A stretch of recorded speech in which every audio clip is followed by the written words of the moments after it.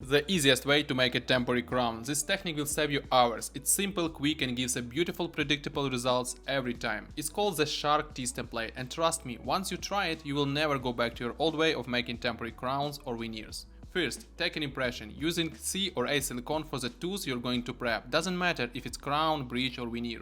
2. Trim the impression. Cut at least 1.5 teeth before and after the working area. 3. Now the key step. Between the teeth and the proximal contact zones, cut triangle-shaped openings down to the gingival papilla, only on the buccal side.